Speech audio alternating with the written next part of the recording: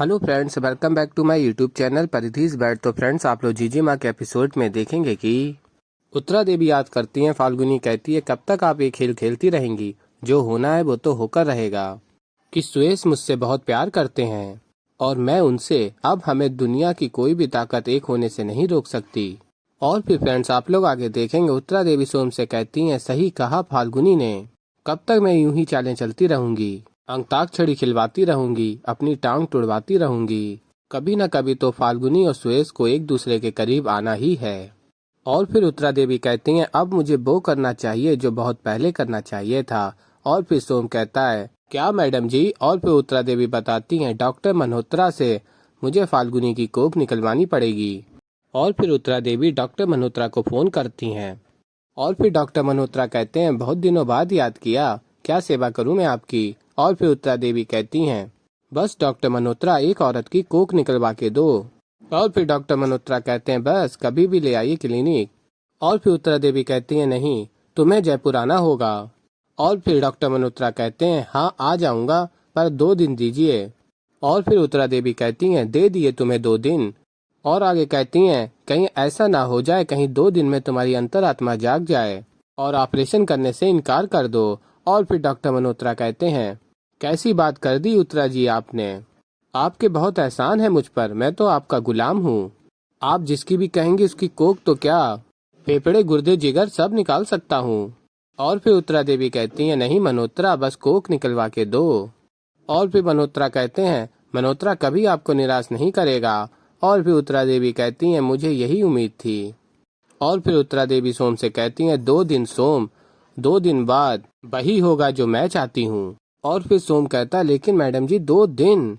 Madam जी, चाय पीने के लिए प्याली तो उठाई है, लेकिन लब तक आने तक कुछ भी हो सके। सोचिए, 2 दिन तक हम सुयश बाबा और फाल्गुनी को अलग कैसे रख सकेंगे? पास आने से कैसे रोकेंगे?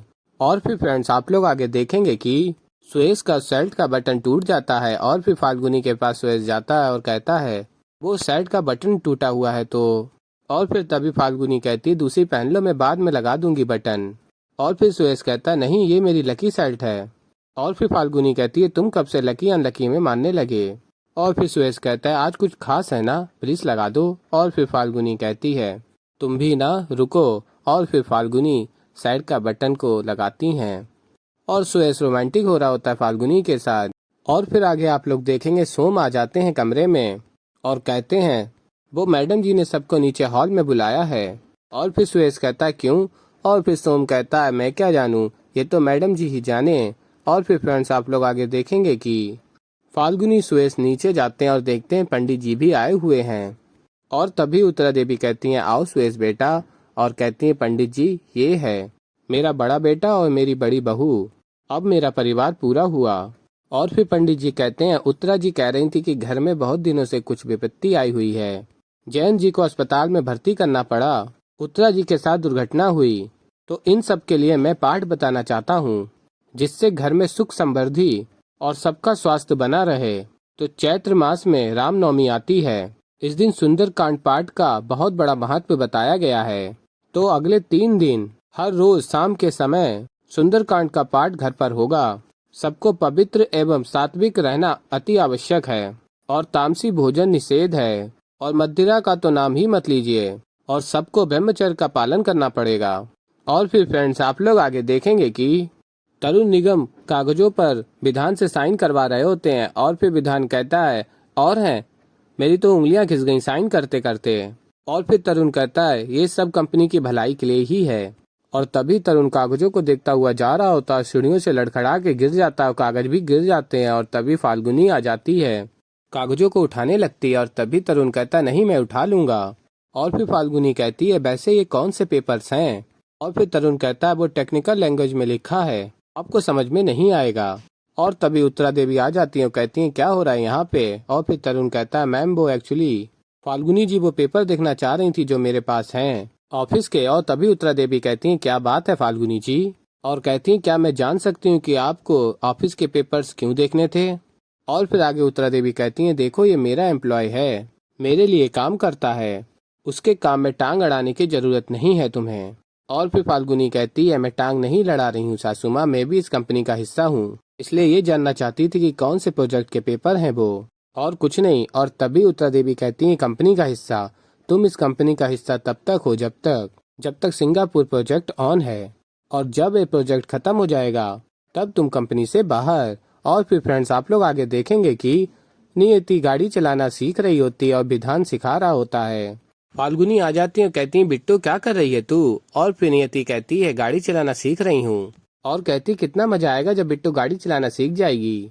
और फिर तभी फाल्गुनी कहती है, बाहर निकलो। और फिर फाल्गुनी कहती है, तू पागल हो गई है। और फिर नियति कहती है, जीजी माँ आप इतना गुस्सा क्यों हो रहे हो, गाड़ी ही तो है, इसमें प्रॉब्लम क्या है? और फिर फाल्गुनी कहती है, क्या प्रॉब्लम है, तू प्रेग्नेंट है बिट्टू, कुछ हो गया तो? और तभी नियति कहती है, जीजी माँ हर समय कुछ बुरा सोचना जरूरी है क्या? और फिर फाल्गुनी कहती है, बुरा नहीं सोच रही हूँ, क्या बुरा हो सकता है उसके बारे में सोच रही हूँ। और फिर नियति कहती है, नहीं जीजी माँ, जब आपको स्कूटी सीखनी थी तो मैंने आपका हौसला बढ़ाया। और फिर फाल्गुनी कहती है, मैं भी तेरा हौसला बढ़ाऊंगी बिट्टू, लेकिन देख अभी नहीं, तुझे गाड़ी चलाना सीखना है ना, सीख लेना, लेकिन 6 महीने बाद, अभी सिर्फ तुझे अपने बच्चे के बारे में सोचना है। और फिर नियति कहती, जीजी माँ वो वक्त आपके लिए कभी आएगा ही नहीं, मैं कुछ कर सकूंगी। जब साइकिल सीखनी थी तब भी आपने यही कहा, बिट्टू थोड़ी और बड़ी हो जा। जब टूर पे जाना था तब भी आपने यही कहा, बिट्टू थोड़ी और बड़ी हो जा। ऐसे तो कभी मैं कुछ सीख ही नहीं पाऊंगी। और फिर तभी नियति कहती, आज तो मैं सीख के रहूंगी। और फिर विधान से कहती, तुम मुझे गाड़ी चलाना सिखाओगे या यहीं खड़े रहोगे, चलो। और फिर फ्रेंड्स आप लोग आगे देखेंगे कि जयंत कहते हैं, वाओ आज का खाना तो महाराज जी वाकई कमाल है। और महाराज जी कहते हैं, जी आज का भोजन बड़ी बहू ने बनाया है ना। और फिर जयंत कहते हैं, पहला हिस्सा खाते ही पता चल जाना चाहिए था कि इतना अच्छा खाना तो सिर्फ फाल्गुनी ही बना सकती है। और फिर उत्तरा देवी कहती है, फाल्गुनी बेटा क्यों इतना सादा खाना बनाया, इतना बड़ा आयोजन है आज, कुछ अच्छा कुछ अलग बनाती। और फिर फाल्गुनी कहती है, पंडित जी ने कहा था ना सासू माँ कि सात्विक खाना होना चाहिए, इसलिए सात्विक खाना बनाया है बिना प्याज और लहसुन के। और फिर तभी पंडित जी कहते हैं, बढ़िया, कितनी अच्छी बात कही बड़ी बहू ने आपकी।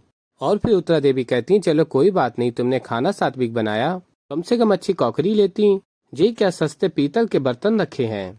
और फिर फाल्गुनी कहती है, पीतल के बर्तन सस्ते नहीं होते सासू माँ, इनमें खाना खाना सेहत के लिए बहुत अच्छा माना जाता है, इनमें खाना खाने से सेहत अच्छी रहती है, खून साफ रहता है और बीमारियां ठीक होती हैं। और फिर पंडित जी कहते हैं, लाख टके की बात की बड़ी बहू ने आपकी। और फिर फ्रेंड्स आप लोग आगे देखेंगे कि फाल्गुनी सिलाई कर रही होती है, पंडित जी ने जो कपड़ा दिया होता है, और तभी सुरेश फाल्गुनी के पास आता है और कहता है, क्या देख रही हो इतने ध्यान से? और बताती फाल्गुनी, पंडित जी ने कपड़ा दिया और बताया है कि इसके 2 हिस्से करने हैं, पर देखो ना पूरे कपड़े पे राम नाम लिखा है। तो ऐसे फ्रेंड्स आगे और भी बहुत कुछ देखेंगे, तो अभी के लिए इतना ही। मैं मिलता हूँ जल्दी एक नई वीडियो के साथ, तो तब तक के लिए बाय बाय।